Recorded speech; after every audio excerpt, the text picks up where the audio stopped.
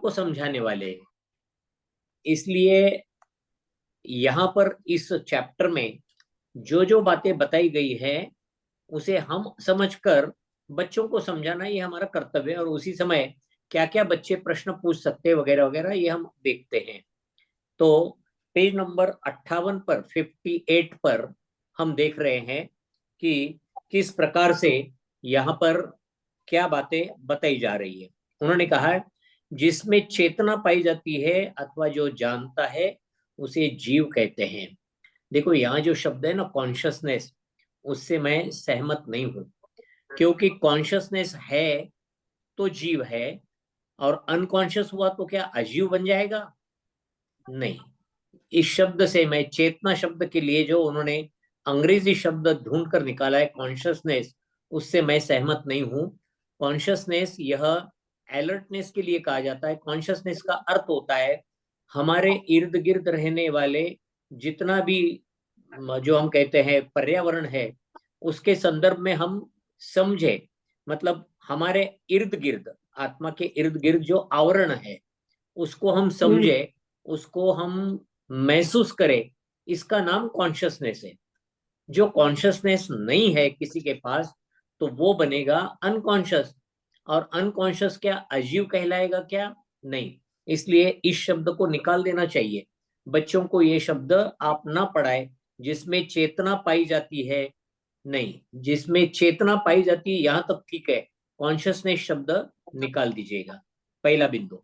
दूसरा बिंदु, जिसमें चेतना शक्ति होती है या फिर जो जानता है, इसके साथ में जो देखता है, जानता और देखता है उसे जीव कहते हैं। जानने और देखने की शक्ति दोनों एक साथ रहती है, इसलिए इनमें भी अंतर नहीं करना। यहाँ जो जानता है उसे जीव कहते हैं कहा है, तो क्या जो देखता है उसे जीव नहीं कहेंगे? बच्चों के प्रश्न आ सकते हैं। तो क्या ध्यान में लेना है? दोनों बातें ध्यान में लेना, दोनों गुण एक साथ। जिसमें जानने और देखने की शक्ति है उसे जीव कहते हैं। हमारे जितने भी ग्रंथ है सभी ग्रंथों में जीव की व्याख्या यही दी गई है। जिसमें चेतना शक्ति होती है, जैसे द्रव्य संग्रह लीजिएगा, द्रव्य संग्रह में भी आपको यही डेफिनेशन मिलेगी। जिसमें चेतना शक्ति है वह जीव है, जो देखता और जानता है या देखने और जानने की शक्ति रखता है उसे जीव कहते हैं। तो हमें ये दोनों भी बातें पहले सेंटेंस में ठीक करनी है। पहला सेंटेंस ठीक नहीं है यहाँ पर, जिसमें चेतना अर्थात कॉन्शियसनेस, कॉन्शियसनेस शब्द को उड़ा दीजिएगा, ये शब्द ठीक नहीं है। और जो जानता है उसे जीव कहते हैं। ठीक, जीव जानता भी है और जीव देखता भी है। अच्छा, उन्होंने कहा जीव में जानने और देखने की शक्ति होती है, जब यह दिखाई नहीं देता। क्या दिखाई नहीं देता? शक्ति जो है वो शक्ति हमें दिखाई नहीं देती, ठीक है। जीव चींटी और हाथी के शरीर में एक जैसा होता है? जी हाँ। चींटी बहुत छोटी, हाथी बहुत बड़ा, लेकिन दोनों में रहने वाला जीव समान है। क्यों समान है? दोनों में गुण समान है। तो प्रश्न ये किया गया है कि ये दोनों में समान है, तो शरीर छोटे जीव में वो शरीर, छोटे शरीर में आत्मा या जीव छोटा हो जाता है, बड़े शरीर में वो फैल जाता है। इसके लिए उदाहरण आपको बच्चों को देना है। आप बच्चों को उदाहरण के माध्यम से समझाए। बच्चे पूछेंगे ऐसा कैसे, छोटा होता है बड़ा होता है मतलब कैसे? तो उनको हमें समझाना है कि जैसे आपने कोई एक बल्ब जला दिया, और वो बल्ब है 1000 वैट का बल्ब। हमने एक बड़े हॉल में 1000 वैट का बल्ब जला दिया, उसका प्रकाश कितना? अभी पूरे हॉल भरकर। अब उस बल्ब पर हमने एक बड़ा बैरल रख दिया, अब प्रकाश कितना? बैरल भरकर, हॉल का सिमट कर बैरल में आ गया। अब बैरल निकाला, उसके बाद हमने एक स्टील का बड़ा पीप होता है ना पानी का, वो हमने औंधा डाल दिया। अब कितना? अब उसके आकारमान इतना प्रकाश, उसको भी हमने निकाला। स्टील का छोटा डिब्बा जो हम आटे के लिए वगैरह रखते हैं, वो डिब्बा हमने उसके ऊपर औंधा डाल दिया। अब प्रकाश कितना? उसके बराबर। वो भी हमने निकाल लिया। बल्ब रहने इतना, कोई एक बर्तन को, पतीला कहो या कोई ग्लास कहो या लोटा कहो, वो हमने उसके ऊपर रख दिया। अब प्रकाश कितना, उस लोटे के या उस बर्तन के बराबर। अर्थात प्रकाश में जैसे पूरे हॉल भर फैलने की शक्ति है, और वही प्रकाश सिकुड़कर एक छोटे से बर्तन में समा सकता है, ऐसे उस जिस प्रकार प्रकाश में फैलने की और सिकुड़ने की शक्ति है, उसी प्रकार जीव में यानी आत्मा में, जीव ना कहे यहाँ पर, यहाँ कहे आत्मा, तो आत्मा में छोटे शरीर में या बड़े शरीर में समाने की शक्ति होती है। इसीलिए चींटी के शरीर में वह आत्मा छोटी बन जाती है, हाथी के शरीर में वह आत्मा बड़ी बन जाती है। यहाँ तक कि हम सब टीचर्स के लिए कि जो स्वयंभू रमण समुद्र है, अंतिम समुद्र, उस समुद्र में 500 योजन लंबा, 2,500 योजन लंबा, 250 योजन चौड़ा, और क्षमा करना, 1,000 योजन लंबा, 500 योजन चौड़ा और 250 योजन ऊंचा, इतना बड़ा महामत्स्य रहता है। इतना बड़ा महामत्स्य रहता है, बड़ी मछली, व्हेल मछली के समान। और उस व्हेल मछली के भीतर यह आत्मा इतनी बड़ी रहती है। वही व्हेल मछली की जो मछली का शरीर है, उसके कान में एक तंदुल मत्स्य रहता है, मतलब चावल के दाने के आकार का मत्स्य, मासा, मछली। और उस मछली के शरीर में भी आत्मा, उसी क्वालिटी की आत्मा, मतलब जो आत्मा है व्हेल की मछली में, वही आत्मा इस तंदुल के शरीर, तंदुल के आकार के उस मछली के शरीर में भी रह सकती है। मतलब सिकुड़ना और बड़ा होना ये आत्मा का गुणधर्म है। दूसरा, इस पैराग्राफ में हमें दो गुणधर्म बताए गए। कौन से दो गुणधर्म बताए गए? एक, आत्मा में जानने की, देखने की शक्ति होती है। दो, आत्मा में फैलने की, बड़े शरीर में योग्य फैलने की या फिर छोटे शरीर योग्य सिकुड़ने की शक्ति होती है। इस प्रकार दो प्रकार के गुणधर्म हमें इसमें बताए गए। अब देखो नीचे उन्होंने आत्माओं के शरीर, मतलब आत्मा जो जो शरीर धारण करती है, उसके अलग अलग रूप बताए, चारों गतियां के बारे में बताया गया है। पशु, एनिमल्स, फिर पंछी बताए गए हैं, फिर पेड़ पौधे बताए गए हैं, देव नारकी बताए गए हैं। इनमें मनुष्य नहीं बताया उन्होंने, लेकिन मनुष्य भी बताना चाहिए था। इस प्रकार मनुष्य, पशु, पक्षी, देवता, नारकी, पेड़ पौधे, ये सब, इनके शरीर, शरीर जो है, शरीर अजीव रहता है, लेकिन शरीर में रहता कौन है? जीव, आत्मा। उस आत्मा को हम कहते हैं, शरीर में रहने वाली जो आत्मा है, उसी को आत्मा कहते हैं, अंदर भीतर चेतना शक्ति युक्त आत्मा। और जब आत्मा शरीर को धारण करती है, तब उसे हम कहते हैं जीव। तो ये हुआ जीव। जीव का मतलब होता है जो जीने वाला है, उसे जीव कहते हैं। जो प्राणों के माध्यम से जीता है, उसे जीव कहते हैं। और इस जीव को हम यहाँ पर, उसके अलग अलग कौन कौन से गुणधर्म है, उसको हम यहाँ पर देख रहे हैं। यहाँ पर दर्शन और प्रतिमा के प्रश्न है। क्या है प्रश्न? देखो, प्रतिमा जानना चाहती है कि पेड़ जीव कैसे हो सकता है, वो तो हिलता भी नहीं। वैसे देखा गया तो पेड़ भी हिलता है, क्योंकि उसकी टहनियां वगैरह हिलती है, पत्ते हिलते हैं, उसमें कोई अचरज की बात नहीं। लेकिन प्रश्न दिया गया है कि पेड़ जो है भोजन करते हैं, जल जल रूपी भोजन करते हैं, उन्हें पानी नहीं मिलता तो भूख के कारण मर जाते हैं। सुख दुख का वे अनुभव करते हैं। इन पर जो फल फूल बीज आते हैं, उससे नए पौधों का जन्म होता है। इसलिए हम कह सकते हैं कि ये जीव है। बच्चों को एक और उदाहरण आप बहुत अच्छी तरह से समझा सकते हो, जो उनके किताबों में आगे चलकर आने वाला होता है। उन्होंने कहा है कि एक साइंटिस्ट है, भारत के ही, उन्होंने प्रयोग किया था कि उन पेड़ों के नजदीक अगर पेड़ काटने वाला कोई आरी या करोत लेकर नजदीक जाए तो पेड़ों में बहुत बड़ा भय उत्पन्न होता है। उनके जो वाइब्रेशंस होते हैं वो अलग होते हैं। और जब माली उनको पानी डालने के लिए आता है, खाद डालने के लिए आता है, तब उनके वाइब्रेशंस अलग होते हैं। और ये वाइब्रेशंस नोट किए गए हैं, और इसके आधार पर हम ये भी कह सकते हैं कि पेड़ जीव है। लेकिन बच्चों को समझाने के लिए क्या, जब जीव होता है तो जीव को भूख लगती है, जीव को खाना खाना होता है, जीव को पानी लगता है, जीव अपने सुख दुख का अनुभव करता है, जीव देखता है, जीव समझता है, जीव जीव के ध्यान में, अर्थात हम ये कहेंगे जीव के ज्ञान में वस्तुएं आती है। उसी प्रकार पेड़ भी उसी ओर बढ़ते हैं जिस ओर पानी है जमीन में। तो उनकी मूलियां जिस ओर पानी है जमीन में उसी ओर बढ़ती है। तो उन्हें कैसा पता चला? उनके ज्ञान के आधार पर उनको ज्ञान होता है कि पानी यहाँ पर है, तो अपन उस तरफ जाए, पानी मिलेगा तो अपना जीवन यापन अच्छी तरह से होगा। तो पेड़ों को वो मालूम पड़ता है। दूसरी बात, पेड़ों को ज्ञान भी है। आपको मालूम है छुई मुई का छोटा सा पौधा, अगर आप उसे स्पर्श करें तो जितने भी पत्ते हैं वो पत्ते मिट जाते हैं।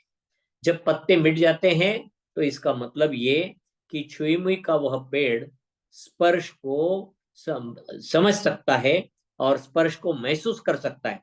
स्पर्श को समझना या महसूस करना, इसका मतलब होता है वह स्पर्श को जानता है। और जानना यह जीव की शक्ति है। क्योंकि जीव छोड़कर अन्य कोई भी, मतलब अजीव, धर्म, अधर्म, आकाश काल, ये द्रव्य समझ नहीं सकते, उनमें शक्ति नहीं है जानने की। तो जानने की शक्ति सिर्फ और सिर्फ जीव में होती है। आगे उन्होंने दिया है कि किस प्रकार जीव के भेद किए जाए। जीव के भेद उन्होंने दिए हैं दो। दो भेद बताए, मुक्त जीव और संसारी जीव। मुक्त जीव हमें मालूम है, सिद्धों को हम मुक्त जीव कहते हैं, और सिद्ध छोड़कर बाकी जितने भी जीव है वे सब संसारी जीव है। यहाँ तक कि अर्यंतों को भी संसारी कहा जाता है, लेकिन उनको संसारी पूर्णतः नहीं कहा जाता, क्योंकि आगे चलकर उनका जन्म मरण नहीं होने वाला। तो उनको क्या कहा जाता है? जीवन मुक्त, सिद्ध जीव, मुक्त जीव, अर्यंत जीव, जीवन मुक्त जीव। और बाकी के जितने भी जीव है वे सब संसारी जीव। संसारी किनको कहते हैं? जिनका जन्म मरण होता है उनको संसारी कहते हैं, और वे जन्म मरण का दुख उठाते हैं। नीचे दिया है 2 नंबर पर। संसारी जीव किसे कहते हैं? जो संसार में रहते हैं, जन्म और मृत्यु का दुख उठाते हैं, उनको संसारी जीव कहते हैं। जैसे कोई भी किसी भी प्रकार का जीव ले लीजिएगा, लट, चींटी, मच्छर, पशु, मनुष्य, देव, नारकी, पंछी, मछलियां, कोई भी, ये सब जीव है, संसारी जीव है। क्यों? क्योंकि ये संसार में रहते हैं, इनका मरण अवश्य होता है, और मरण के पश्चात वे तुरंत, तुरंत ध्यान में शब्द रखना, तुरंत दूसरा शरीर धारण कर लेते हैं, और वहां पर उनका जीवन यापन होने लगता है, अगली गति उनकी वो प्राप्त हो जाती है। इनको कहते हैं संसारी जीव। संसारी जीव जो सर्कल बताया है उसमें कई प्रकार के जीव उसके इर्द गिर्द बताए, वे सभी जीव जो है यहाँ पर संसारी जीव कहलाएंगे। मुक्त जीव किनको कहा है? मुक्त जीवों का, जिन जीवों का, अर्थात अर्यंत ही, जो अर्यंत अपने मृत्यु के उपरांत, मरण नहीं कहते उसे, निर्वाण कहते हैं, निर्वाण के उपरांत जन्म को और मृत्यु को प्राप्त नहीं होते, और आगे चलकर फिर जन्म नहीं होगा उनका, अगर जन्म नहीं तो मृत्यु नहीं होगी उनकी। इस प्रकार जन्म मृत्यु से जिनका छुटकारा हो गया है, और जो संसार के दुखों से पूर्णतः छूट गए हैं, उनको कहते हैं सिद्ध परमेष्ठी। कहाँ रहते हैं? ये रहते हैं सिद्धालय में। सिद्धालय कहाँ है? सिद्धों का आलय, आलय यानी रहने का स्थान। ये जो है हमारी सबसे ऊपर जो 8वीं पृथ्वी है ना, अष्टम वसुधा पाने को, वह जो 8वीं पृथ्वी है उस पृथ्वी में एक सिद्ध एक चंद्रमा के आकार की वहां पर पृथ्वी का भाग है, और उसके ऊपर के भाग में, ऊपर के हिस्से में वहां पर सिद्ध परमेष्ठी रहते हैं। कोई सिद्ध परमेष्ठी खड्गासन से हैं, कोई सिद्ध परमेष्ठी पद्मासन से। इसीलिए चित्र में आपको एक खड्गासन से बताए हैं सिद्ध परमेष्ठी, और 4 परमेष्ठी आपको पद्मासन से बताए। तो खड्गासन पद्मासन से वहां पर ये इन दो आसनों में ही वे सिद्ध परमेष्ठी वहां पर पाए जाते हैं। इस प्रकार 2 प्रकार के जीव होते हैं, मुक्त जीव, संसारी जीव। मुक्त जीव, कोई उनका वापस जन्म मरण नहीं होगा, ना जन्म होगा, ना फिर जन्म न होने के कारण मरण भी नहीं होगा, वे कहलाते हैं मुक्त जीव। विशेष बात बच्चों को यहाँ पर और बतानी है कि मुक्त जीव उन्हीं को कहते हैं जो कर्मों से पूर्णतः मुक्त हो जाते हैं, इनके कोई कर्म नहीं होते, इनको कहते हैं मुक्त जीव। यहाँ पर संसारी जीव के और भेद कितने हैं, ये बच्चों को अब समझाना है। देखो, क्लासिफिकेशन बहुत इंपॉर्टेंट होता है। आप अगर साइंस पढ़ोगे तो साइंस में बायोलॉजी आती है, और बायोलॉजी में जीवों के बारे में सब कुछ बताया जाता है। ये जो बताया जाता है उसमें उन्होंने जीवों का क्लासिफिकेशन किया है साइंटिस्ट लोगों ने, लेकिन उनका क्लासिफिकेशन 100% करेक्ट नहीं आता। उन्होंने 3 प्रकार से किया, स्थलचर, नभचर, जलचर, हमारे में भी शास्त्रों में किया है। लेकिन मेंढक जैसे जीव जो जमीन पर भी चलते हैं और पानी में भी रहते हैं, तो उनको थलचर कहे या जलचर कहे, इसके बारे में जवाब साइंस की तरफ से नहीं मिलता। इसी के साथ में आपको और भी कई, जैसे मगरमच्छ वगैरह वगैरह, ये जमीन पर भी चलते हैं, पानी में भी रहते हैं। कुछ मछलियां, कुछ सांप, सर्प, ये पानी में भी रहते हैं और वो पानी से बाहर निकलकर जमीन पर भी चल सकते हैं। तो कहने का तात्पर्य ये है कि संसारी जीव के भेद परफेक्ट रीति से बताना, और ये भेद जो किए गए हैं, ये किए गए हैं इंद्रियों के आधार पर। इस जीव को जितनी इंद्रियां होती है, उन इंद्रियों के आधार से संसारी जीवों के भेद किए जाते। सबसे पहले लिया जाता है एक ही इंद्रिय होने वाले जीव, और फिर बाकी के जितने भी जीव है, 2, 3, 4, 5 इंद्रिय वाले जीव, उनका ग्रुप अलग, एक इंद्रिय वालों का ग्रुप अलग। एक इंद्रिय वालों को कहते हैं स्थावर, नीचे दिया गया है, आप देख सकते हो, स्थावर नीचे बताया है।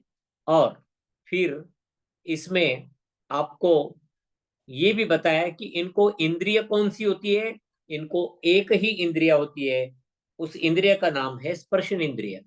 तो स्पर्शन इंद्रिय है, पीछे का बताइए, ये स्पर्शन इंद्रिय है, और इनके पास भागदौड़ करने वाली बात नहीं होती है, ये भागदौड़ स्वयं होकर नहीं करते। और दूसरी बात, ये शारीरिक सुख दुख का अनुभव तो करेंगे, क्योंकि जीव है तो सुख दुख का अनुभव तो होगा ही होगा उनको। लेकिन ये जो जीव है, इनको एक ही इंद्रिय होती है, स्पर्शन इंद्रिय। हम सबको मालूम है स्पर्शन इंद्रिय के विषय 8 है, जो कहते हल्का भारी, ठंडा गरम, चिकना रूखा, कड़ा नरम। ये जो 8 प्रकार के स्पर्श है, ऐसे स्पर्शों को जानने वाले ये जीव होते हैं, बाकी कोई उनके पास इंद्रियां नहीं होती है। ऐसे कितने जीव है और कौन से जीव है, ये 5 भेद है। पृथ्वी कायिक, जल कायिक, अग्नि कायिक, वायु कायिक और वनस्पति कायिक। जो पृथ्वी कायिक जीव है उसकी डेफिनेशन देखिए।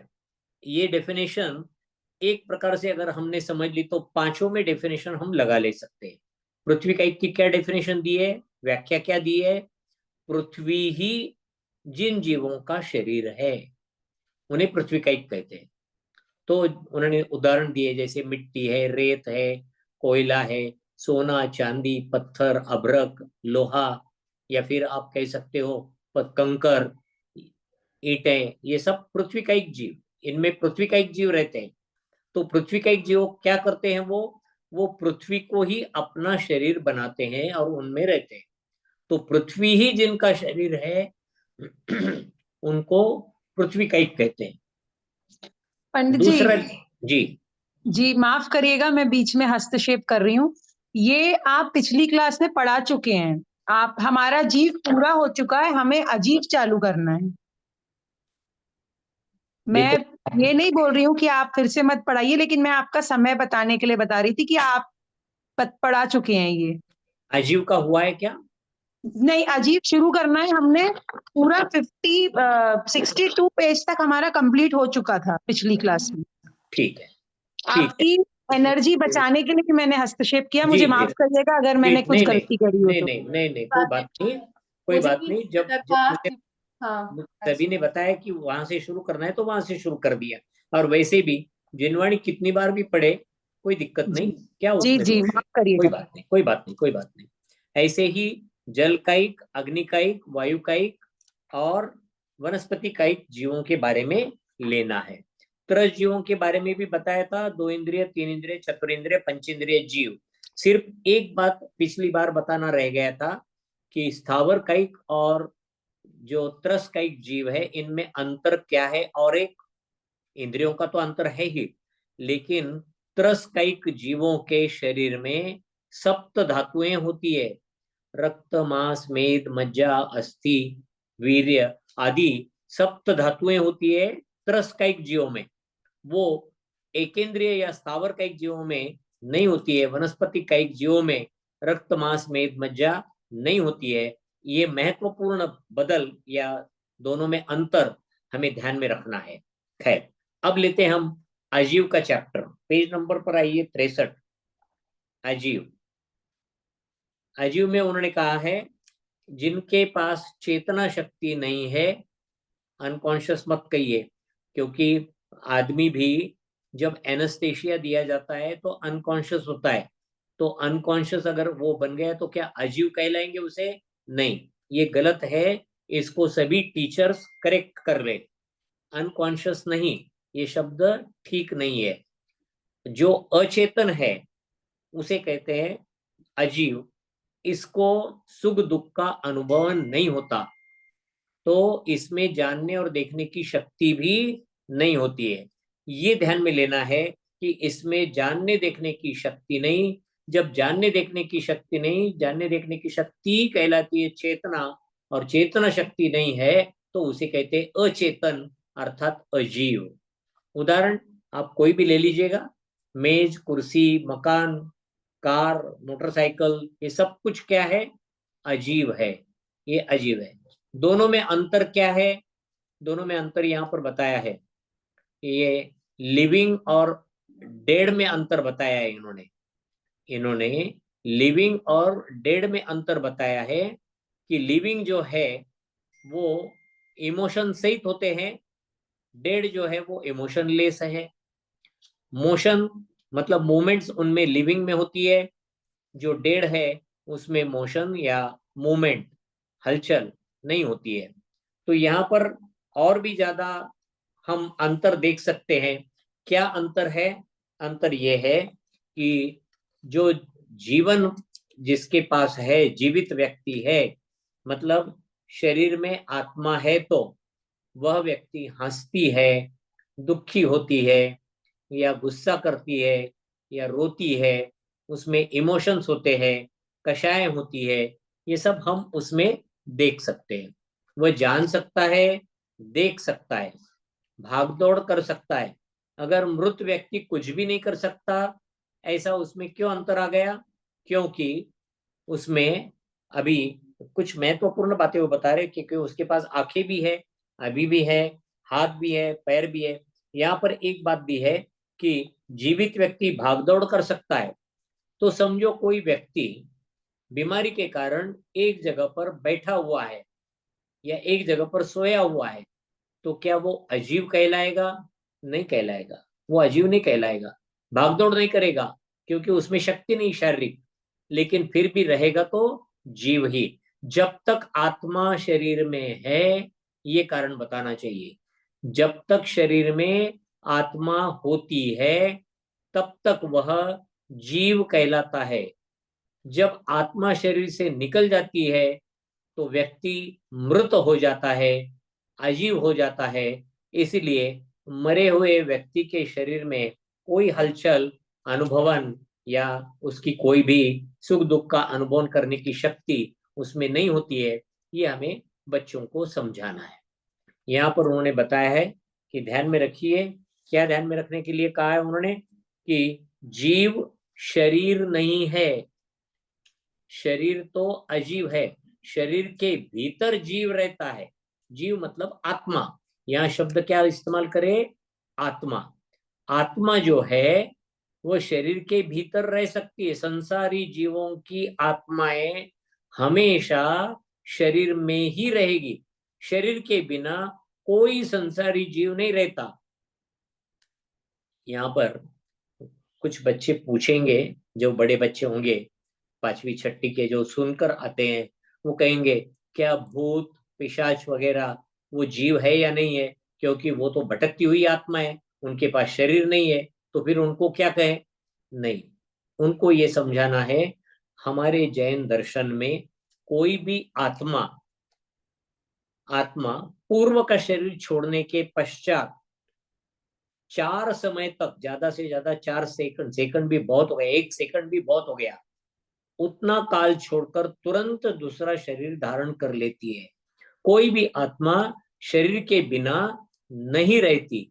इसलिए यहाँ पर ये ध्यान में रखना है कि शरीर के सुनने, देखने, सूंघने, खाने, बोलने, चलने, इन सब का कारण क्या है, शरीर के भीतर रहने वाली आत्मा। आत्मा चेतना शक्ति है, वो रही तो शरीर के वहां पर आपको सभी परिणाम वहां पर दिखेंगे, सभी हलचल दिखेगी, उसके कषाय दिखेंगी, उसकी भावनाएं दिखेगी, उसका सुख दुख का महसूस होना दिखेगा। ये सब कुछ हमें अगर किसी शरीर में जीव है तो दिखेगा।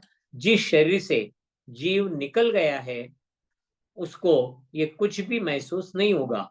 इसीलिए तो ऐसे जीव को ले जाकर जब जलाते हैं तो उसको कोई सुख दुख का अनुभव होता ही नहीं है, क्योंकि उसमें से चेतना शक्ति अर्थात आत्मा निकल चुकी होती है। ये हमें ध्यान में लेना।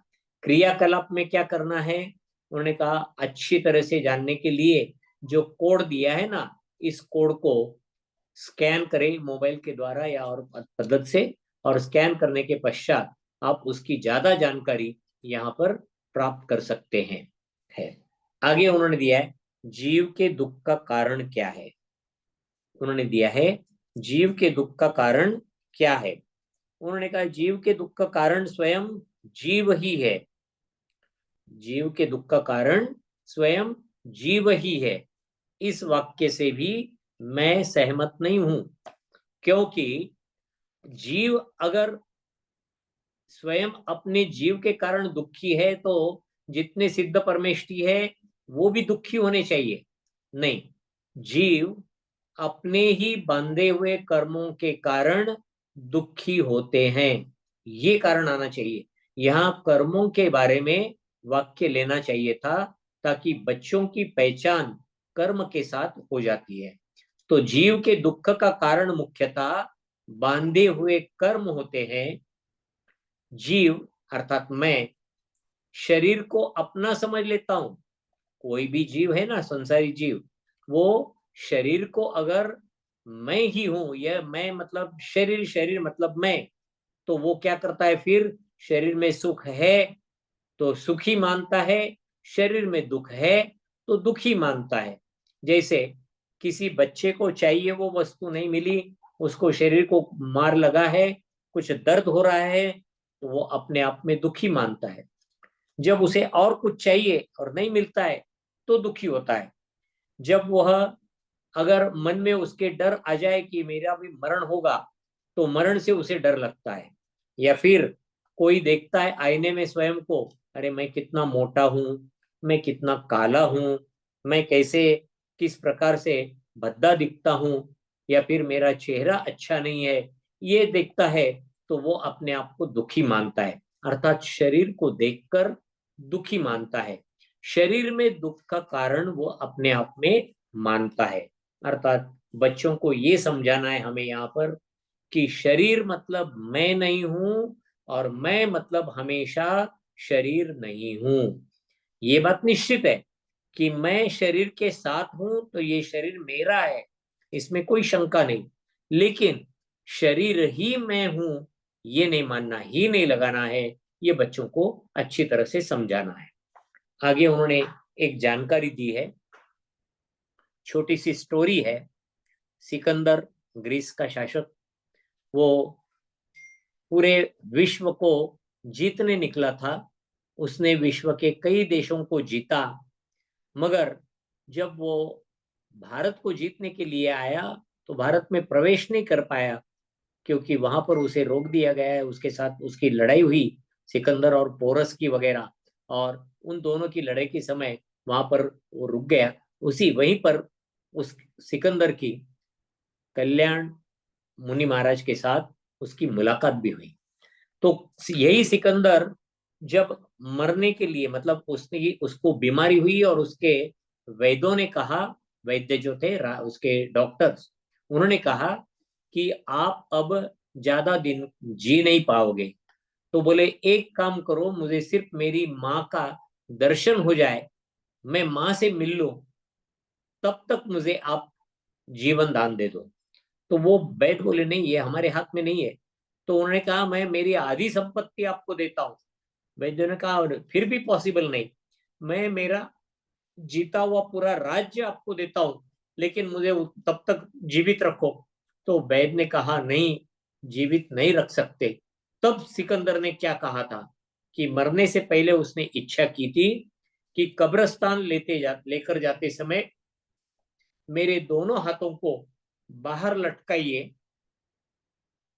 और वे खुले हाथ देखकर लोगों को पता चले कि जब इंसान इस धरती पर आता है, कोई मनुष्य जन्म लेता है, तो वो खाली हाथ आता है, उसके हाथ में कुछ नहीं रहता है।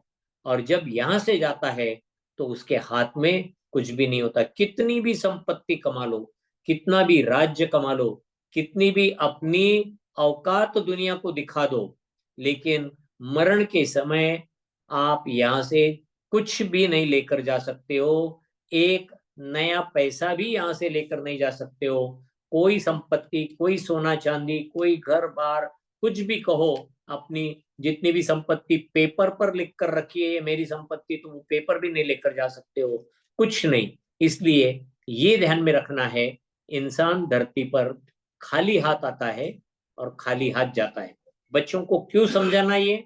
बच्चों को इसलिए समझाना कि पूरी तरह से आप अपनी आत्मा की ओर ध्यान दे, सिर्फ शरीर की ओर या शरीर के साथ में रहने वाली संपत्ति, घर बार, रिश्तेदार जितने भी है, उनकी ही ओर खाली ध्यान मत दो। उनकी ओर ध्यान यथा योग्य देना है, लेकिन पूरा ध्यान उनमें ही ना रहे, अपनी आत्मा की ओर ध्यान देना बहुत जरूरी है। आगे उन्होंने यही बताया है, क्या बताया, कि हमें हर समय कार्य करते हुए ध्यान रखना चाहिए कि हम जो भी कार्य कर रहे हैं वो कार्य करते समय दूसरे जीवों की हिंसा नहीं हो। क्योंकि जीव और अजीव हम जान रहे हैं, जीव और अजीव को जानते समय जैसे ही हमें जीव मालूम पड़े, तो छोटे छोटे जीव होते हैं ये हमारे ध्यान में आया, हम कोई कार्य कर रहे हैं तो उसमें उन छोटे छोटे जीवों की हिंसा नहीं होने देनी चाहिए। जैसे जल में, पानी में भी जीव होते हैं, तो जल का उपयोग अत्यंत ध्यान से करना चाहिए, क्योंकि उसमें एक इंद्रिय जीव होते हैं, और जितना हमें जल चाहिए उतना ही हम इस्तेमाल करें। अनावश्यक जल इस्तेमाल करते रहे, उसके साथ खेलते रहे, वेस्ट करते रहे, तो हमें उतने पानी में रहने वाले उतने जीवों को मारने का दोष हमें लगता है। और जब भी हम जीवों की हिंसा करते हैं तो पाप लगता है, अर्थात अशुभ कर्म का बंध होता है। और अशुभ कर्म जब भी हम बांधते हैं तो हमारे लिए इस जीवन में, अगले जीवन में, उसके आगे के जीवन में हमें दुख भोगने पड़ते हैं, क्योंकि कर्म कभी फल दिए बिना छूटते नहीं। खराब कर्म, पाप कर्म हमारे लिए दुख देंगे। इसलिए हर कार्य करते समय किसी भी जीव की हिंसा ना हो, इसको ध्यान में रखना चाहिए। जैसे चलते समय देखकर चले, कोई चीज उठानी है देखकर उठाए, रखनी है देखकर रखे, इन सभी बातों को ध्यान में रखना है। जैसे अब गर्मी के दिन आएंगे, गर्मी के दिनों में चींटियां बहुत निकलेगी, कहाँ कहाँ होती है मालूम नहीं पड़ता, कहाँ है चींटियां और कहाँ नहीं। हम क्या करें, कोई भी वस्तु उठाए, पहले देखे वहां चींटियां है या नहीं, और फिर रखे। जी हाँ, रखते समय भी फिर वापस देखे चींटियां है या नहीं। सिर्फ चींटियां ही नहीं, और कई प्रकार के जीव होते हैं, सबका ध्यान हमें रखना चाहिए। खैर, ये दूसरा बिंदु। पहला बिंदु हिंसा नहीं करना। अब दूसरा बिंदु, हमारे जीवन के लिए भोजन आवश्यक है, हमें मालूम है क्या है भोजन आवश्यक। हम अक्सर क्या खाते हैं, सब्जियां, फल, अनाज, दालें, ये जो भी है ये सब हमें वनस्पति से मिलते हैं। ये वनस्पति से मिलते हैं। वनस्पति एकेंद्रीय जीव है, तो एकेंद्रीय जीव वाले ये सब चीजें हमें प्राप्त होती है उस वनस्पति से। सब्जियां कहो, फल कहो, अनाज कहो, दालें कहो, ये हमारे लिए मिलती है वनस्पति से। और इनको खाने से दोष तो लगता है, नहीं लगता है ऐसे नहीं, लेकिन बहुत कम दोष लगता है इसमें भी। जैसे हम गेहूं है, गेहूं हम तब खाते हैं जब गेहूं की फसल गेहूं को छोड़ देती है, वो गेहूं का अंग नहीं रहती, गेहूं के पौधे का अंग नहीं रहती, पक जाते हैं वो अपने आप गेहूं से, उस पौधे से छूट जाते हैं। तो ऐसे जो छूटे हुए हैं उनके माध्यम से हम अपने स्वयं के लिए उसका उपयोग कर सकते हैं। इसी प्रकार फल, फल जो है, कच्चे फल हम नहीं खाते, हम पके हुए फल खाते हैं। दाल, दाल जो है सूखी हुई जो होती है, जैसे हम लेते हैं चना, तो चना जो है हरी बूट के पास आता है वो चना, चना हरा होता है, सूख जाता है, तो सूख जाने के बाद हम उसको दाल के रूप में दो भाग कर कर इस्तेमाल कर सकते हैं।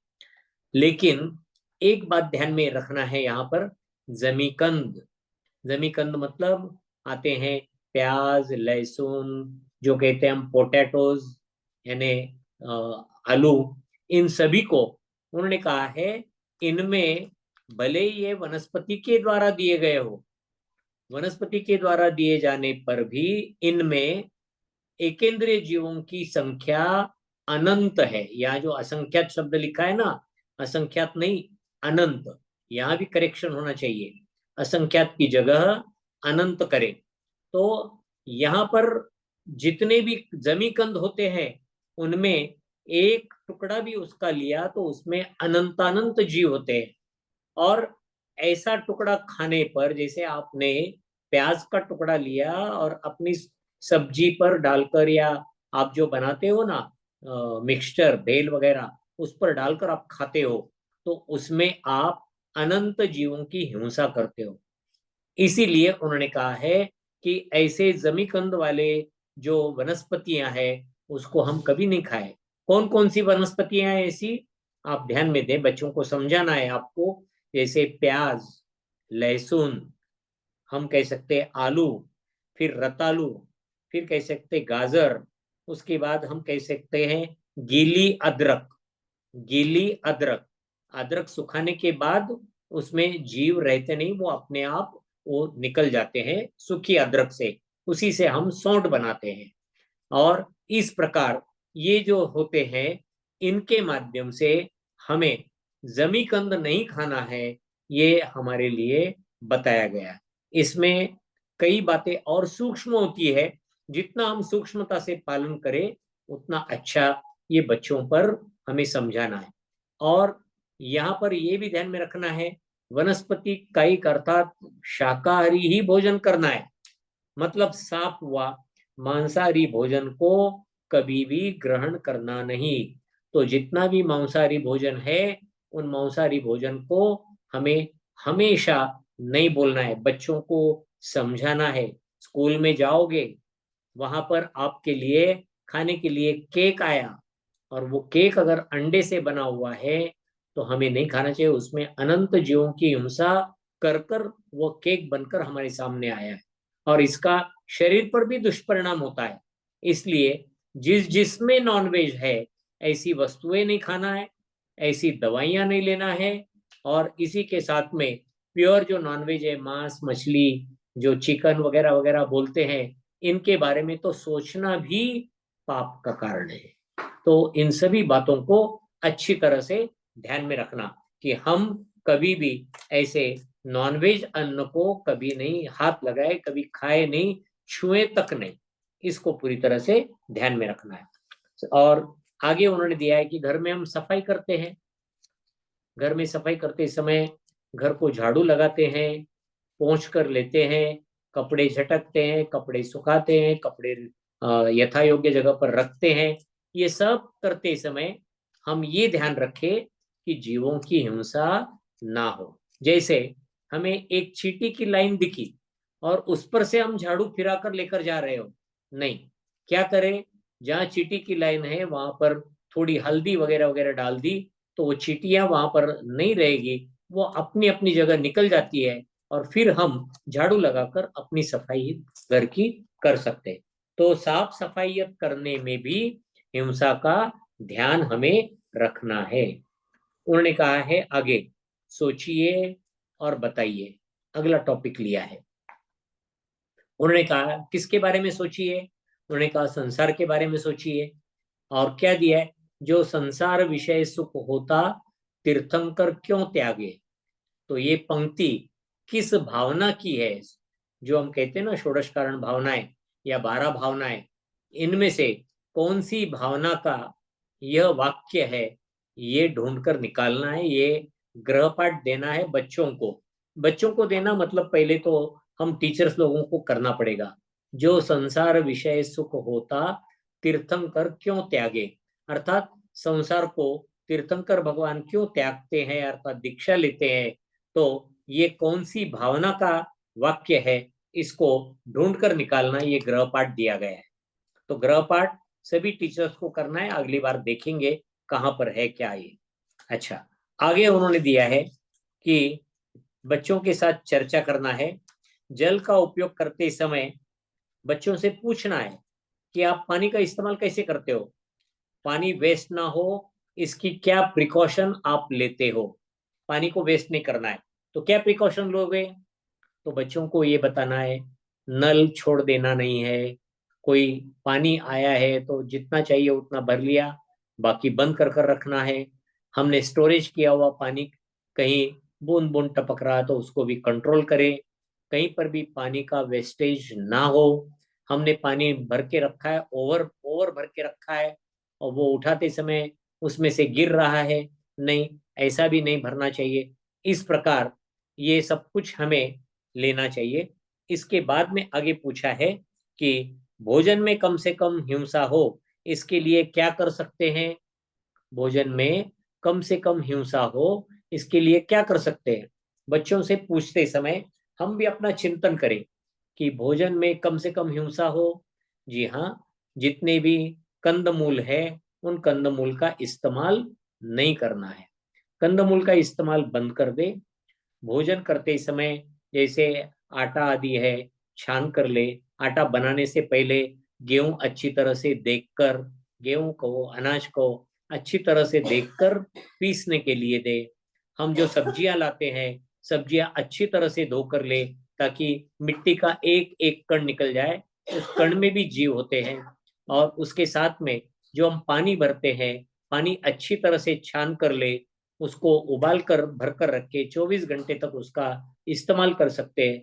तो खाने पीने की चीजें, पानी की चीजें, इनमें कितने हम जीव कम कर सकते हैं, उतने कम कर कर फिर हम उसका इस्तेमाल करें। इस प्रकार यहाँ पर क्रियाकलाप बच्चों के द्वारा चर्चा करना है। बच्चों के साथ चर्चा करेंगे, कई प्रश्न बच्चों के नए नए आएंगे, उसको आप नोट कर कर रखना है, उनको बच्चों को सबको उसका उत्तर देना है। क्या क्या सीखा हमने? जीव और अजीव का अंतर सीखा हमने। जीव के दुखों का कारण क्या है वो सीखा हमने। एक इंद्रिय से 5 इंद्रिय जीवों का क्या फर्क होता है ये देखा हमने। जीव, हम कौन कौन सी गतियों में भटक रहे हैं, कितनी गतियां हैं, और उन गतियों के जीवों में कितने इंद्रिय होते हैं, ये सब हम जानते हैं। इन सब को हमने यहाँ पर सीखा है। ये पूरा चैप्टर हुआ है यहाँ पर इंद्रियों के संदर्भ में। लेकिन दो तीन बातें इसमें थोड़ी हमें ठीक करनी है। एक तो अजीव की व्याख्या हमें ठीक करनी है, जीव की भी व्याख्या जिसमें उन्होंने दिया है कॉन्शियसनेस पाई जाती है। कॉन्शियसनेस शब्द को आप उड़ा दीजिएगा, ये शब्द ठीक नहीं है, क्योंकि अनकॉन्शियस अगर कोई रहा तो वो जीव नहीं, वो अजीव बन जाएगा। ये तो फिर बड़ी गड़बड़ी हो जाएगी। इसका मतलब ये हुआ ऑपरेशन के पहले हमने वो उसको जीव है वो उसको हमने एनेस्थेशिया दे दिया, अनकॉन्शियस कर दिया। अब उसको कोई पेन वगैरह वगैरह कुछ नहीं होता है, तो वो अजीव बन गया। और फिर ऑपरेशन करने के बाद एनेस्थेशिया का डोज कम कर दिया, उसको हमने उससे आउट लेकर आए हम, तो उसको वापस हमने जीव कर दिया। नहीं, ये गड़बड़ी हो जाएगी।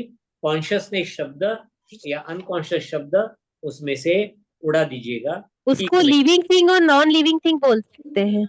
जी उसको लिविंग थिंग और नॉन लिविंग थिंग बोल सकते हैं हाँ, इंग्लिश लिविंग में। और नॉन लिविंग जरूर बोल सकते हैं, बिल्कुल। हाँ। लिविंग और नॉन लिविंग बोलिए, या फिर आप बोल सकते हो जिसमें कोई सेंसेस नहीं होते हैं उसको हम अजीव कहते हैं। कोई सेंसेस नहीं, जैसे हम कहते हैं स्पर्श रसना घ्राण चक्षु कर्णेंद्रिय, ये कोई सेंसेस नहीं है, वह अजीव है। क्योंकि एक भी इंद्रिय नहीं, जिसमें इंद्रिया नहीं वो अजीव होता है। अजीव में इंद्रिया कोई नहीं होती है। इस प्रकार ठीक है। यहाँ पर टोटल हमने जो 8 चैप्टर्स है उसमें से आज इंद्रियों का 5 इंद्रियों का चैप्टर बड़ा था, उसको हमने पूरा किया। और जीव अजीव का भी चैप्टर हमने पूरा किया है। यहाँ पर कोई किसी के प्रश्न अगर होंगे तो हम ले सकते हैं। जी मुझे पूछना बात था। बताना चाहती हूँ सबको। आज हमारे 8 चैप्टर्स पूरे हो गए, तो आई थिंक शिशुशाला में से अभी 2 ही चैप्टर हमारे रहेंगे। 2 चैप्टर होने के बाद एक कुछ दिन की गैप दी जाएगी और आप सभी की परीक्षा ली जाएगी। ठीक है, तो जो आपने अटेंडेंस है और आप अभी जो पेपर देंगे उसके अनुसार आपको एक बैच मिलेगा जो आपको प्रामाणिक के अप्रूव टीचर्स, है ना। तो दो दो क्राइटेरिया है इसके, कि पहला क्राइटेरिया तो ये है कि आपकी अटेंडेंस कितनी है क्लास में, और दूसरा क्राइटेरिया ये है कि आपने पेपर्स कैसे दिए। पेपर्स पंडित जी ने जो अभी तक के लेक्चर्स लिए हैं प्लस पुस्तकें, इन दोनों के ऊपर ही आधारित रहेगा। और वो चेकिंग होने के बाद हम आपको जो बैच देने वाले हैं उनका सम्मान भी किया जाएगा, जो भी अप्रूव टीचर्स रहेंगे प्रामाणिक के। तो जो भी जहां भी जरूरत पड़ेगी भारत में या जो भी है, तो आप सभी अप्रूव टीचर्स का बैच आप सभी को दिया जाएगा। तो कृपया ध्यान रखें कि इसके ऊपर आपकी एग्जाम भी नेक्स्ट कुछ दिनों में होने वाली है। ग्रुप में वैसे मैसेज भी हम आपको कर देंगे। दीदी जय जिनेंद्र, हाँ जी। एक बात पूछना चाह रही थी। हम लोग तो बहुत लेट से इस मानिक एक में जुड़े हैं, हाँ रांची से बोल रही हूँ। हाँ, तो इसमें फिर कैसे होगा? इसकी रिकॉर्डिंग है ना, हमने आपको ग्रुप में शेयर भी की होगी, नहीं तो ग्रुप के डिस्क्रिप्शन में पूरी लिंक मिल जाएगी। पंडित जी के जितने भी लेक्चर्स है सब रिकॉर्ड किए हैं, है ना। तो शुरू से लेके पहले चैप्टर से लेके जितने भी लेक्चर्स है वो सबकी लिंक रहेगी। तो आपको वो लेक्चर सुन के जो नीचे गूगल फॉर्म भी है उसको फिल करना है। ठीक है, तो आपकी अटेंडेंस ऑटोमेटिकली हमारे पास आ जाएगी और उसके बेसिस पे फिर आपको अप्रूव टीचर का बैच मिलेगा। तो दीदी ये लास्ट टाइम का क्विज नहीं एक आया रूम में है। जाकर जाएगा क्या? नहीं, आ जाएगा, वो मिसिंग था कुछ हमारे तरफ से, तो राशि जी वर्क कर रही है उस पे, आ जाएगी वो, है ना। अभी पंडित जी के लिए कुछ प्रश्न है तो ले लीजिए। ठीक है। जी मुझे पूछना था एक प्रश्न। हाँ इसके रिकॉर्डिंग हमें भी जरा भेज दीजिएगा दीदी। हाँ जी, हाँ पंडित जी मैं भेजती हूँ आपको। जी सभी रिकॉर्डिंग्स है अपने पास पहले लेक्चर से लेके, तो मैं जी भेज। जी जी जी पंडित जी मुझे पूछना था एक प्रश्न। हाँ जी जय जिनेंद्र, हाँ, मुझे ये पूछना था कि हमेशा गुरुदेव बोलते हैं कि हम गुरुओं एक को मिनट, मानते हैं लेकिन गुरुओं की नहीं मानते। फिर से दोबारा। हाँ, महाराज जी हमेशा बोलते हैं कि हम लोग गुरुओं को मानते हैं लेकिन गुरुओं की नहीं मानते।